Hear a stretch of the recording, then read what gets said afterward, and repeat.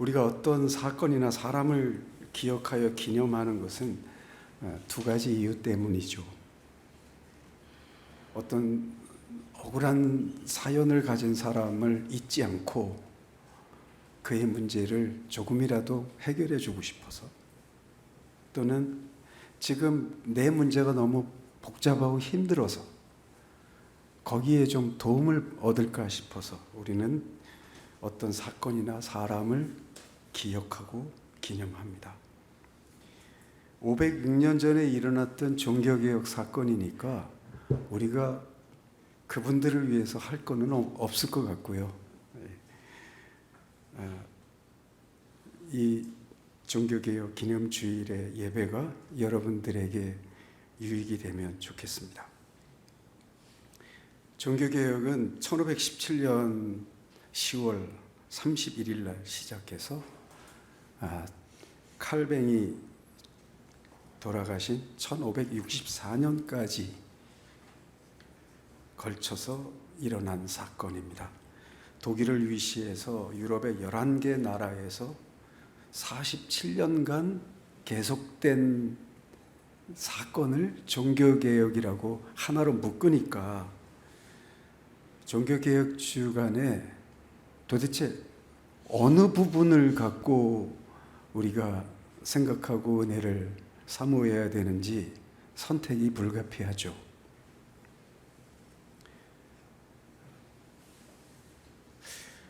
여러분은 종교개혁에 대해서 얼마나 아십니까? 루터가 비텐베르크 성교회 문에 95개 조를 부착했다. 오직 성경, 오직 믿음, 오직 은혜가 종교개혁의 모토다. 파문당한 루터는 화형당할 위기에서도 자기 주장을 철회하지 않았다. 루터는 성경을 독일어로 번역해서 모든 사람들이 성경을 읽을 수 있게 성경의 민주화를 이루었다. 사제들만 찬양하던 것을 예배 시간에 회중들도 찬송할 수 있도록 해 주었다. 아마 이 정도 알고 계실 것 같습니다. 근데 종교개혁을 통해서 직접 내가 어떤 도전을 받거나 배우려면 그 정도 지식에서는 별로 나올 게 없어 보이죠. 이 16세기 종교개혁을 통해서 우리가 뭘 배우려고 하면 기도하고 묵상할 게 아니라 공부를 하셔야 됩니다. 오늘 저는 루터에 대해서 말씀을 드리겠습니다. 아마 잘 들어보지 못하셨던 이야기들이 대부분일 것입니다. 긍정적이고 밝은 얘기보다는 루터가 실수하고 루터라는 사람에 대해서 정내미가 떨어지는 그런 얘기들입니다.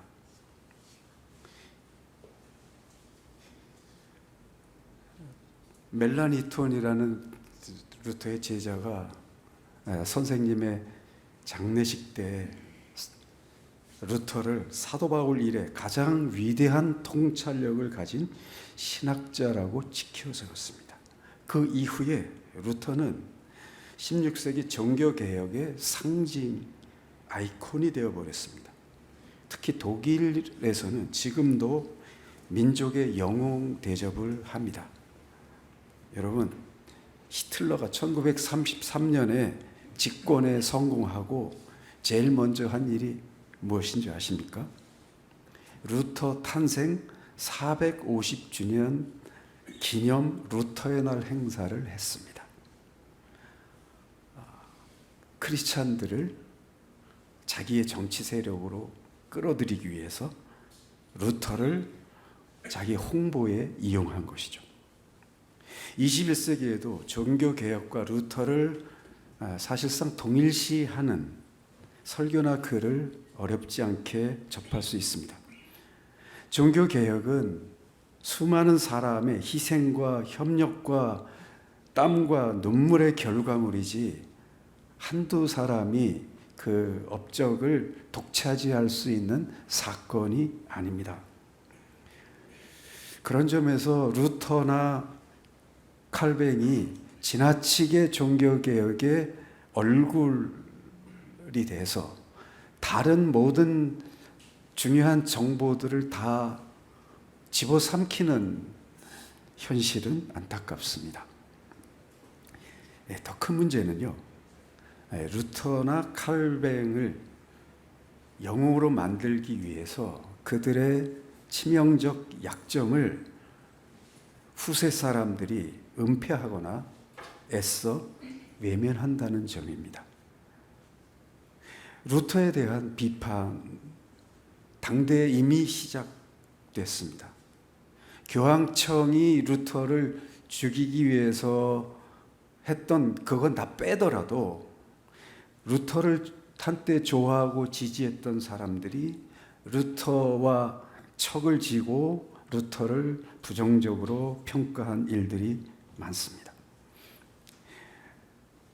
농민 전쟁을 일으켰다가 고문 끝에 참수형을 당한 토마스 윈처는 루터를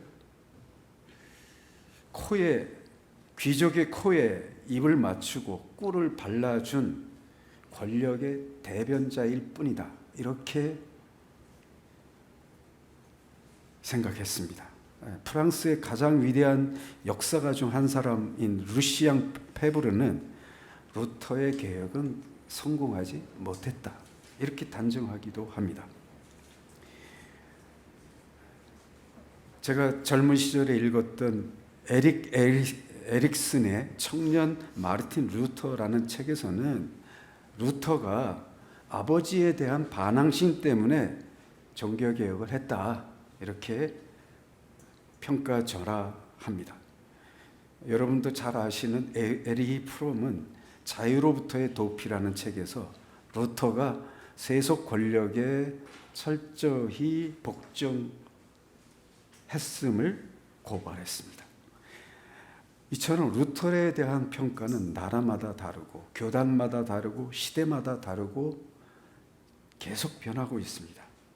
특히 현대로 오면서 일반 역사가들의 루터에 대한 평가는 더욱 냉정해지고 있습니다. 역사가 이러함에도 한국 개신교는 루터를 종교 개혁의 영웅으로 받드는 모양새입니다. 최근 들어 루터의 약점을 드러내는 책이나 논문이 가끔 나오긴 하지만 여전히 주류 신학자와 역사학자들 설교에서는 루터의 치명적 약점이나 과오는 언급하지 않습니다. 그런 부분들에 대해서 질문을 하거나 비판을 하면 21세기 기준으로 루터를 재단하려 들지 마라, 이런 쓴소리를 들어야 합니다.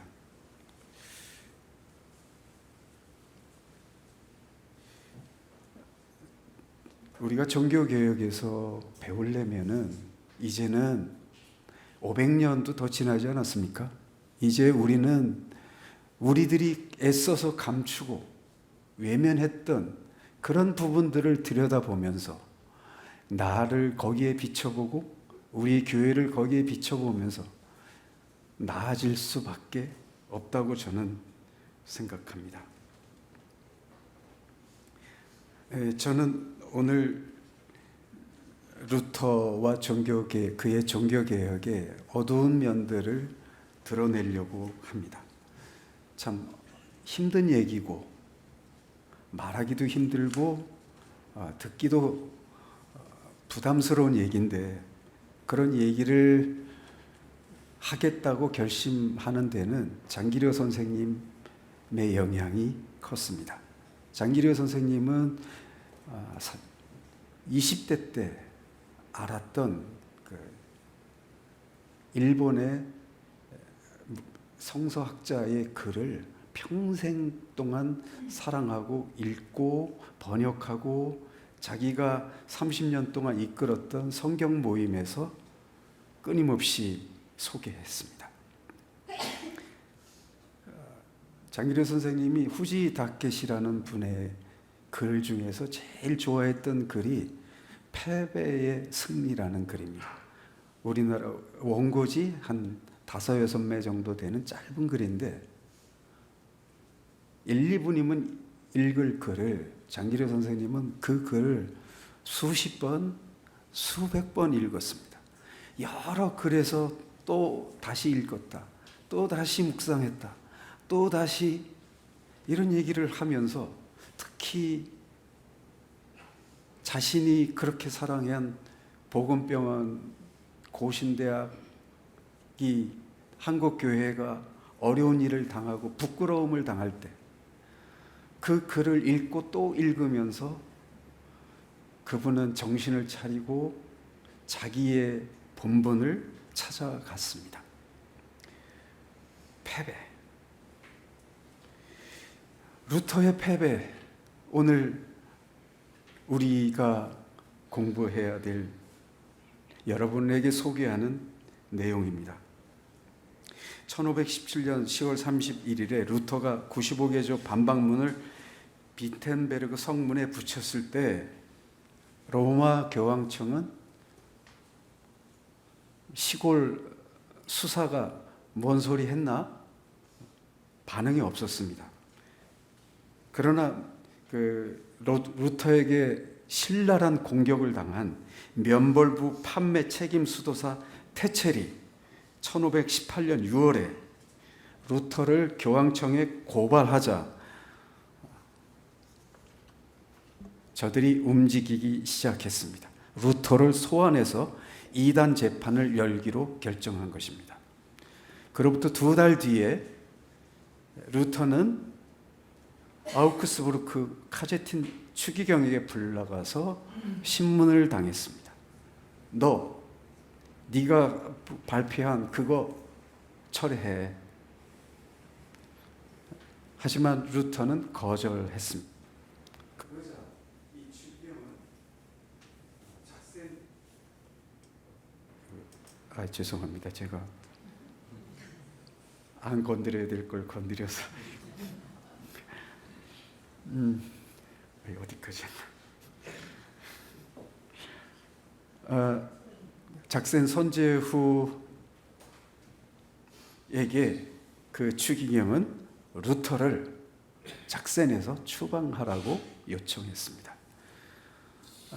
이 현명공 프리드리라고 말하는 이 작센 선제후는 루터를 좋아했고 그를 보호하고 있었기 때문에 그 청을 거절했습니다. 만약 이때 그 요청을 받아들였다면 루터는 언제 죽을지 모르는 신세였습니다. 왜냐하면 교황청에서 이 사람은 치외복권, 이 사람은 죽여도 죄를 묻지 않는 처벌을 당했기 때문에 누가 죽여도 아무 소리 못하는 그런 신세였거든요.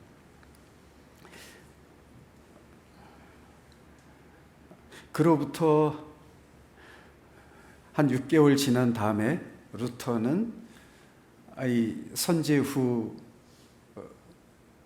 배경에 좀 용기를 얻었는지 최초로 교황을 공적인 자리에서 공개 비판을 했습니다. 그렇게 용기를 내니까 밑에 있던 기사들이 용기 100배에서 우리가 루터를 보호하겠다. 이 기사 100명이 나섰습니다. 그러자 로마 교황청에서 사흘 뒤에 루터를 파문 경고하는 교서를 내립니다. 너 계속 그러면 파문할 거야. 이런 거죠. 이때 루터는 서둘러서 글을 쓰기 시작합니다. 그게 독일 그리스도교 귀족에게라는 글이고요. 이 글은 종교개혁사 전체에서 몇 손가락 안에 꼽을 만큼 중요한 글입니다. 이, 이 글을 보고 당시의 군주들, 그다음 자유도시의 책임자들, 영주들은 환호했습니다. 왜냐하면 루터가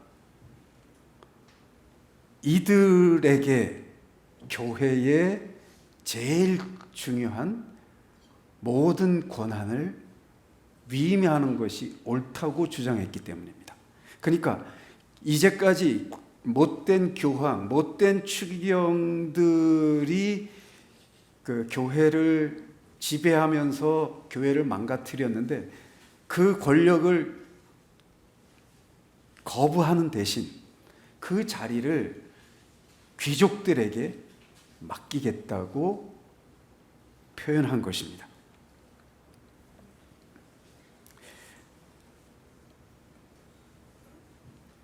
여러분이 아시다시피 루터는 보름스 제국의회에서 1521년 4월 18일 공개적으로 최후의 통첩을 듣습니다. 너 네 주장을 철회해. 그러나 루터는 목숨을 걸고 거부했습니다. 그리고 났을 때 말이죠. 그 당시는 교회 권력이 일반 정치 권력보다 훨씬 셌고 이 영주의 힘과 그다음에 로마 황제와 이 권력 관계가 복잡하기 때문에, 그리고 루터를 너무나 많은 사람들이 열렬히 지지하기 때문에 금방 어떻게 처리를 못하는 거예요. 1517년 10월 달에 거사를 했는데 1521년 4월까지 루터를 어떻게 하지 못했던 것은 당시의 정치적인 역학관계가 복잡했고, 그 다음에 루터를 지지하는 귀족들이 그를 커버하고 있었기 때문인데, 마지막 요청에 루터는 당당하게 거부하죠. 나는 그럴 수 없다. 그러고 났을 때 이 작센 선제후가 사람들을 시켜서 자기 고향으로 돌아가는 루터를 체포합니다. 그래가지고 자기가 있는 성에 데려다 놓고 가명을 주고 1년 동안 보호해 줍니다. 자, 루터, 제가 학교에서 루터를 배울 때 이 보름스 제국의회나 당당하게 목숨을 걸고 대들고 교서를 불태우고 이런 장면을 봤을 때 엄청나게 감동을 했는데 지금은 좀 생각이 달라졌습니다. 루터가 1520년 8월 달에 독일 그리스도교 귀족에게라는 글을 쓴 것은 나는 분명히 내 소신을 처리하지 않는 한 나는 파문을 당할 건데, 파문을 당하면 화형을 당할 수도 있는데 보험을 들은 거죠. 로마 교황과 맞설 수 있는 힘이 영주 귀족들에게 있기 때문에 그들의 힘을 빌려서 종교 개혁을 밀고 나갈 생각이었습니다. 그래서 쓴 논문이 이런 논문이고요. 루터는 끊임없이 그 1517년 10월 이후에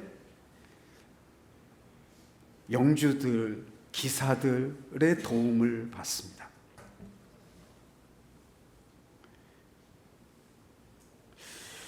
루터의 목소리도 달라지기 시작합니다. 논문을 쓰는데 톤이 달라지는 거예요. 세속 권력이 성군이든 폭군이든 그걸 가리지 말고 너희들은 복종해야 한다. 이런 톤으로 바뀐 것입니다. 물론 신학적인 두왕국론이라는 근사한 신학의 옷을 입혀서 자, 세상이 이제 달라지기 시작합니다. 많은 독일의 도시를 장악하고 있는 군주들이 개신교를 받아들이고 가톨릭과 결별합니다. 그러면서 어떤 일이 벌어지는가 하면 영주들이 수도원, 수녀원을 폐쇄합니다. 그리고 그 돈을 자기의 부로 축적합니다. 그래서 점점 더 힘이 커지게 되는 이런 세상이 되는 것이죠. 예, 루터는 교황에 맞서서 교회를 교회답게 하려고 출발을 했는데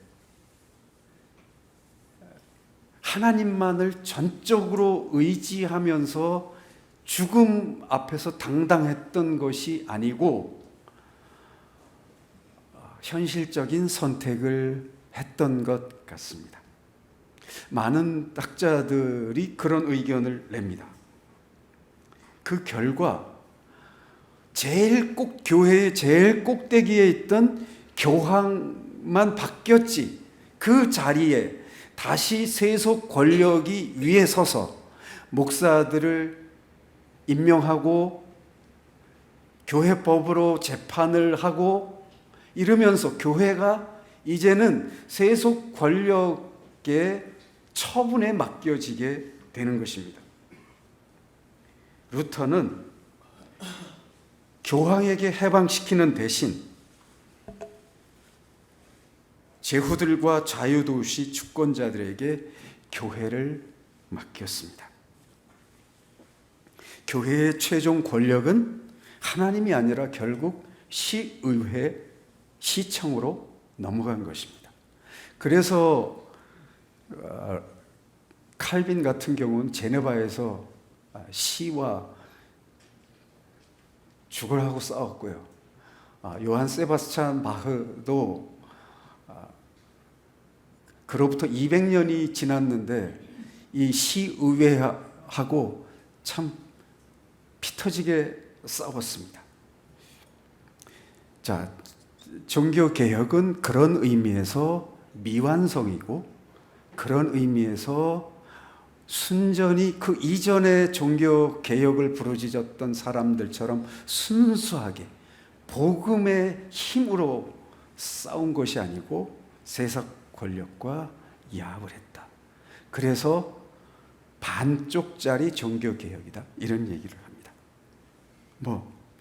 그래도 많은 것이 바뀌었으니까 또 좋아진 거 아니냐.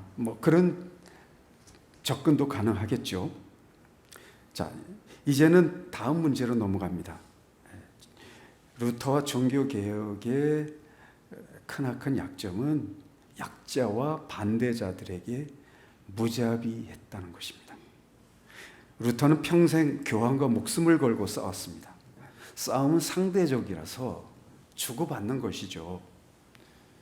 아마 교황 쪽에서 하도 모욕과 비난을 많이 당했기 때문에 그랬겠지만 루터가 교황과 추기경을 향해서 던진 비판과 독설은 몸서리가 쳐질 정도입니다. 교황 3세를 콕 찍어서 남색하는 사람, 거룩한 동정녀, 여자 교황이라고 조롱하고 교황을 저주하는 것으로 모자라서 성적으로 모욕하고 짐승에 빗대고 사탄이라고 얘기하고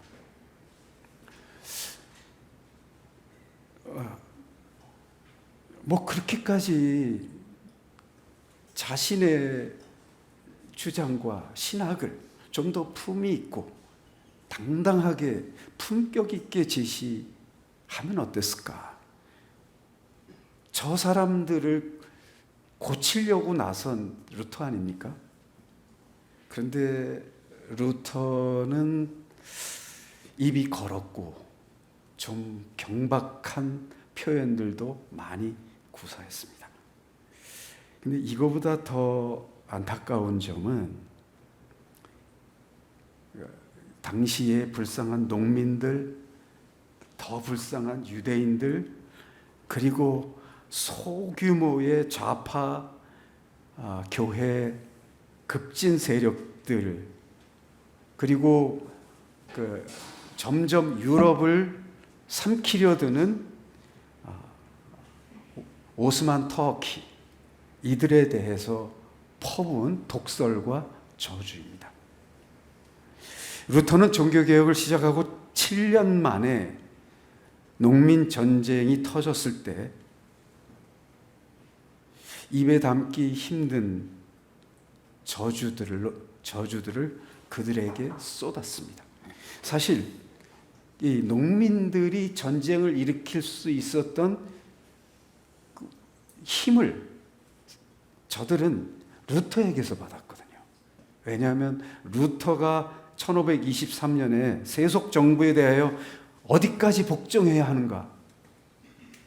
그리스도교 회중은 모든 교회를 판단할 수 있는 권리가 있다. 이런 얘기를 하면서 사람들이 1500년 동안 짓눌려 있던 가톨릭에 대해서 용기를 얻고 한번 싸워보자, 이렇게 나섰게 된 것인데, 막상 저들이 자기들을 수탈하는 군주들에게 맞서서 농민들이 봉기를 일으키니까 루터는 태도를 돌변해서 그들에게 적개심을 드러냈습니다. 루터는 농민과 도시 하층민들의 그 반란을 향해서 저 강도, 저 살인자들을 개처럼 때려잡으라고 요청했습니다. 농민 반란자는 어디서든 두들겨 패고 목을 조르고 칼로 찌르라. 예수 믿는 사람 맞습니까? 그렇게 해서 농민들은 무참히 짓밟혀서 10만 명이 죽었습니다. 요즘으로 치면 한 100만 명 정도 죽은 것이라고 역사학자들은 얘기를 합니다. 루터가 유대인을 향해서 드러냈던 분노와 적의는 사실 루터교에서 가장 난처해야 하는 대목입니다. 루터도 초기에는 유대인을 그렇게 적대시하진 않았습니다. 그런데 루터가 그들을 좀 구원하고 회심하고 같이 힘을 모아서 싸우려고 했는데 이 유대인들이 말을 듣지 않았습니다. 그때부터 루터가 변하기 시작했는데요. 루터의 기본적인 생각은 유대인은 예수를 메시아로 인정하지 않았기 때문에 예루살렘 성전 파괴 이후 1500년 동안 하나님께 벌을 받았다고 기본적으로 생각했습니다. 1531년에 루터는 유대인은 악당이기 때문에 세례를 주는 게 헛수고라는 얘기도 했습니다. 죽기 3년 전에 쓴 안식일주의자들의 반박이라는 논문은 끔찍합니다. 이 논문은 당시에도 별로 좀 인기를 끌지 못하고 좀 난처했던 모양입니다. 그래서 그 이후로 완전히 사장됐었는데요. 이 논문을 누가 꺼냈는지 아십니까? 히틀러, 나치입니다. 나치가 자기들의 유대인 멸절 이데올로기를 찾다가 루터를 찾은 것입니다. 그래서 이 논문을 부활시켰습니다.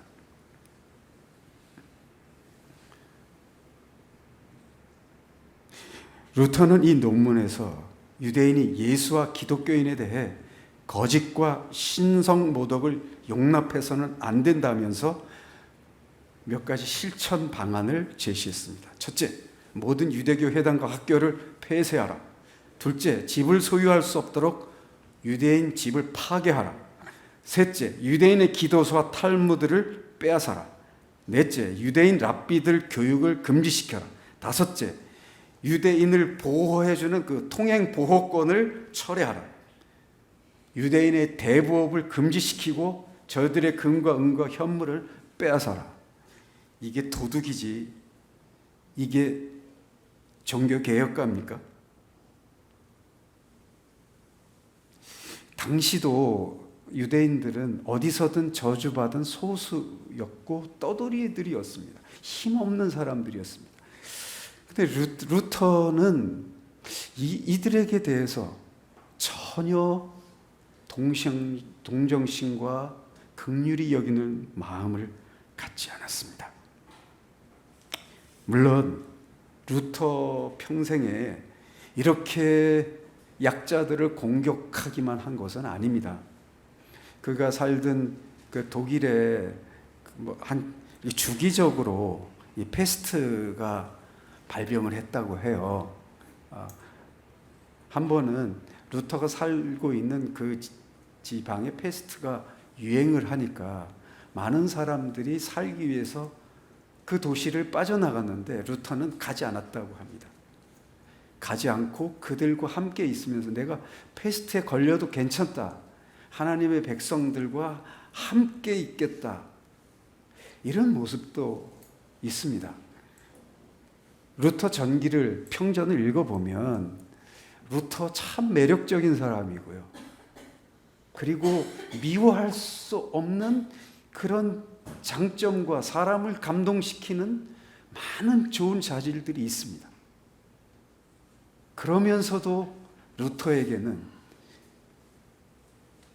사람들을 가차없이 찔러 죽이고 멸절하라는 분노와 증오가 그 속에 있었습니다.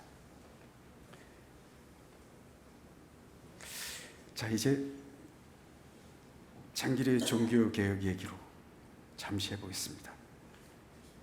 루터는 베드로 대성당을 건축하고 사치와 예술 지원 때문에 교황청이 어마어마한 부채를 줬을 때 그거를 극복하기 위해서 면벌부를 판매한 것을 집요하게 공격했습니다. 그를 따르는 후대 신학자들과 역사학자들은 루터가 로마 교황청을 향해서 깃발을 들었던 오직 성경, 오직 은혜, 오직 믿음, 이것들을 지나칠 정도로 강조했습니다. 즉 교리에 목숨을 걸었습니다. 실제 그랬죠. 이 성찬 때문에 얼마나 많은 분파들이 갈라졌습니까?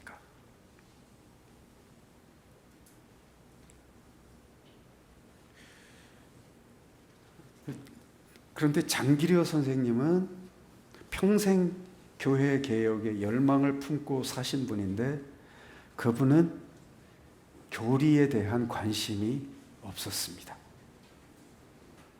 교리를 중요하게 여기지 않았습니다. 아니, 교리를 무서워했습니다. 그래서 이런 얘기를 남기셨어요. 하나님의 교회의 일과 신앙교회에 관한 일을 내가 바라하고 개혁하겠다는 생각은 망상이고 악마의 계교에 걸리기 쉽다. 그럼 장기려 선생님은 왜 그렇게 장로교에서 그렇게 중요하게 여기는 교리를 그렇게 하찮게 생각을 하시고 삶이 중요하고 실천이 중요하다고 말씀하셨을까요? 네. 그분이 교리 때문에 자신이 다니던 주기철 목사님이 순교하신 교회, 주기철 목사님이 목회한 교회, 그분의 사모님 오정모가 순교자처럼 산 교회의 장로로서 그 교회, 가장 예수를 잘 믿는다고 하는 그 교회가 교리 때문에, 이념 때문에 싸우고 갈라지고, 그 다음에 자기들이 만들어 놓은 형식과 제도, 그러니까 일본에 의해서, 신사참배에 의해서 더럽혀진 한국 교회가 새로워지려면 금식하고 회개하고 공개적으로 사과해야 한다. 이걸 안 하는 교회는 예수쟁이가 아니다. 구원이 없다. 이러면서 북한에서 양과 염소를 나누듯이 나눴거든요. 장기려 선생님은 거기에 몸서리가 치셨던 것 같습니다. 그래서 남한에 내려와서는 복구식과 같은 형식적인 인간이 만들어놓은 제도와 교리로 사람을 나누고 종교 간의 싸움, 이런 것들을 다시는 거들떠보지 않았다고 얘기를 하셨거든요.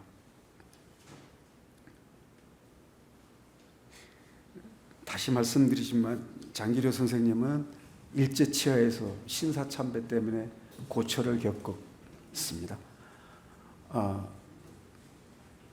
워낙 꼿꼿하게 병원장 일을 잘하니까 이 사람을 넘어뜨리기 위해서 장기려는 신사참배를 부추기는 사람이다, 이렇게 유언비어를 퍼뜨려서 장기려를 넘어뜨리려고 했습니다. 일제시대 때 기독교 신앙을 가지고, 공산당 치하에서 얼마나 고생했는지는 더 말을 하지 않아도 되겠죠. 한국에 내려와서도 장기려 선생님은 한국 개신교의 성장지향, 황금 만능 교회의 진절머리를 내면서 이분은 평생 교회 개혁의 열망을 품고 사셨습니다. 장기려 선생님의 삶에서 후반부에 가장 중요한 사건 2개를 꼽으라면 저는 1957년부터 시작해서 1988년까지 이끈 조그만 성경 공부 모임이라고 생각합니다.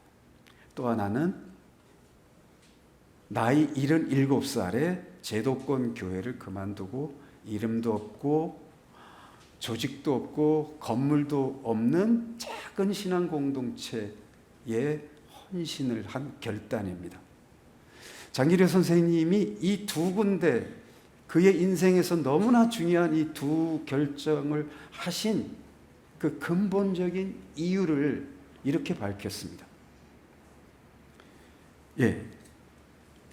장기려 선생님이 이 성경 공부 모임을 만든 것은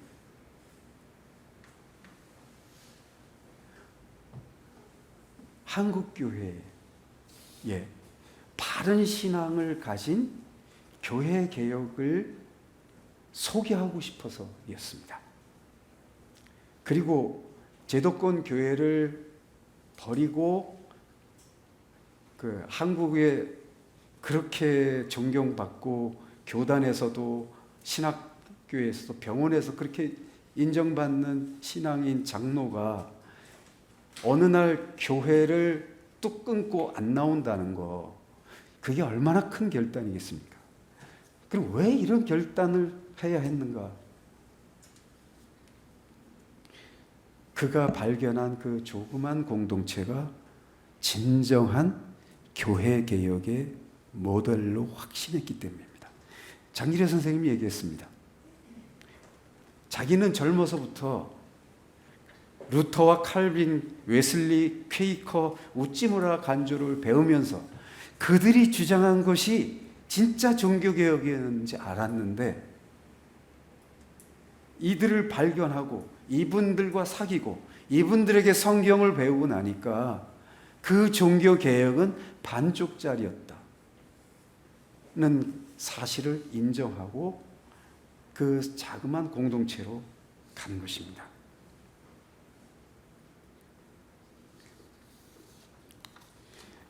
우리가 오늘 읽은 마태복음 10장의 말씀은 1897년 종들의 모임 아일랜드에서 시작했는데 윌리엄 어바인이라는 분이 이 말씀에 깊은 은혜와 감동을 받고 이 말씀이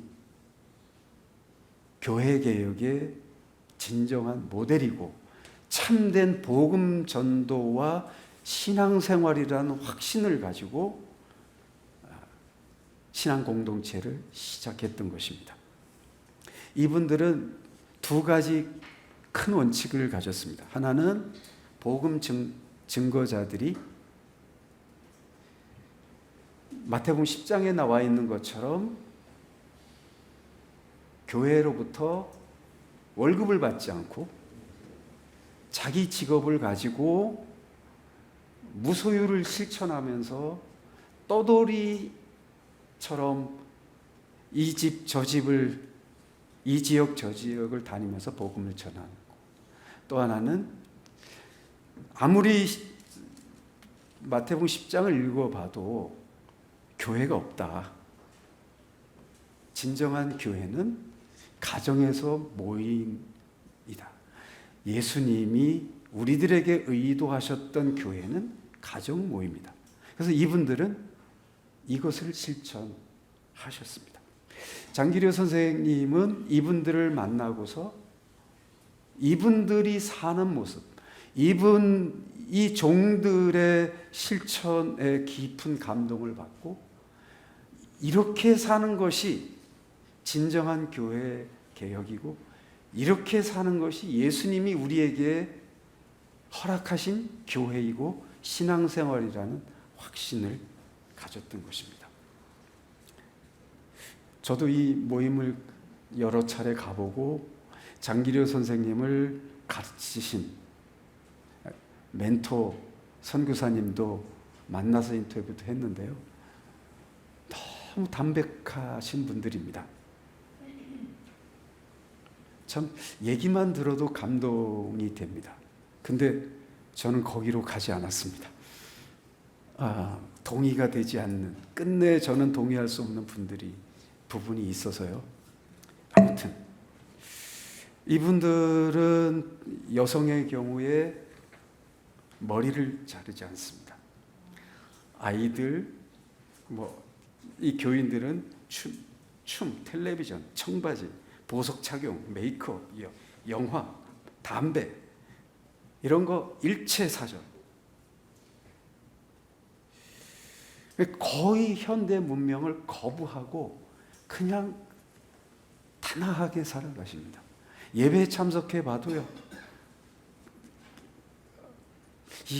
이런 재미없는 예배를 드리는데 이렇게 싱겁고 이렇게 맹숭맹숭한 예배를 드리는데 지금까지 존속했다고? 진짜 놀랍습니다.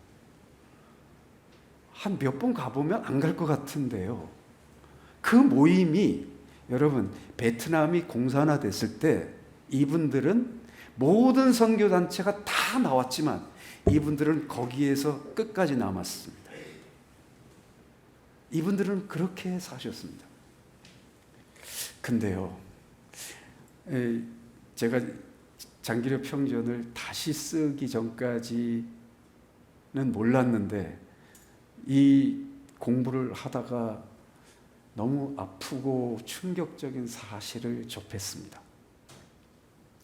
이렇게 아름답고 이렇게 훌륭한 신앙 공동체에 있을 수 없는 일들이 반복되고 있었기 때문입니다. 우리나라 종들의 모임에서도 그런 일이 한번 있었다는 얘기를 제가 장기려 선생님의 멘토이자 25년 동안 종들의 모임을 한국 대표자 분에게 들었고요. 이분이 남아공 출신인데 그 나라에서도 그런 일이 있었고, 호주에서는 우리나라로 말하면 MBC PD수첩 같은 프로에서 이 종들의 모임을 2019년에 방영을 했습니다. 저도 그거를 봤습니다. 무슨 내용인가 하면 이 자그맣고 이 비밀스럽고 이 거룩한 이 공동체에서 아동 성학대 사건이 지속적으로 일어났던 것입니다. 그게 재판을 통해서 판결로 결정이 났습니다. 그럼에도 불구하고 이 호주의 신앙 종들의 모임에서는 종들을 보호하고 딸을 건드린 아버지를 보호하고 이 아이들이 그렇게 분리시켜달라 그런 요청에도 불구하고 저들의 말을 들어주지 않아서 얘네들이 뛰쳐나가서 언론사를 찾아갔던 것입니다. 장기려 선생님이 물론 그런 일들을 모르셨을 거고 또 그때 장기려 선생님 그런 일이 있었는 것도 아무런 관계가 없지만 저는 너무 큰 충격을 받아서 한 6개월 동안 책을 못 쓰고 이걸 어떻게 해야 되나. 근데 저 때문에 많은 분들이 종들의 모임으로 가셨거든요. 제 책을 읽고. 어떻게 그걸 알면서도 장기려의 선택이니까 종들의 모임이 이렇게 멋진 곳이니까 이렇게만 쓸 수 없었습니다. 그래서 어렵게 그 일들을 기록했습니다. 제 자신도 너무 어려웠지만 그 6개월을 거치면서 답을 찾았다고 할까요? 희망을 찾았다고. 그럼에도 포기하지 할 수 없는 이유를 알았다고 할까요? 여러분, 세상의 모든 교회는 우리 주님 오실 때까지 결단코 완벽할 수 없습니다. 어떤 교회든 어떠한 목사님이 인도하는 교회든 완전할 수 없습니다. 어떤 일이 벌어졌을 때 거기에 실망하고 분노하고 자기 믿음까지 잃어버리기는 참 쉽습니다. 그러나 우리 주님 오실 그날까지 세상에 있는 모든 교회는 이 아픔과 이 절망을 피할 수 없다는 것, 그것을 끌어안을 때 우리의 신앙생활, 우리의 교회가 좀 더 건강해지고 하나님을 기쁘시게 하리라 저는 믿습니다. 힘들고 아픈 얘기지만 그 얘기를 외면하지 않고 그 얘기 속에서 나를 발견하고 우리 공동체를 발견하고 그렇게 하나님 앞에 나아갈 때 우리를 통해서 하나님의 위로와 평화가 우리 이웃에게 전달되지 않겠습니까? 종교개혁, 패배와 좌절과 절망의 기록 속에서 오히려 여러분들이 희망과 위로와 참된 배움이 있게 되기를 희망합니다. 기도하겠습니다.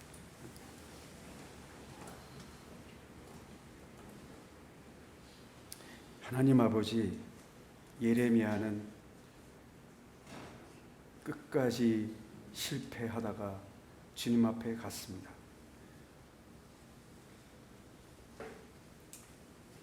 누가 그런 삶을 좋아하겠습니까? 그러나 하나님께서 그에게 맡긴 사명에 따라 예레미야는 그렇게 살았고 그것을 통해서 세상을 구원하고 하나님의 교회를 올바른 길로 인도했습니다. 이 종교개혁 기념주일에 우리가 듣기 힘든 얘기, 부담스러운 얘기, 아픈 얘기를 들었습니다. 이 얘기를 통해서 우리가 더 절망하고 좌절하는 것이 아니라 앞에 간 선배들을 통해서 우리가 믿음을 배우고 신앙을 배우고 그 속에서 서로를 위로하고 하나가 될 수 있는 공동체가 되도록 인도하여 주옵소서. 예수님의 이름으로 기도드립니다.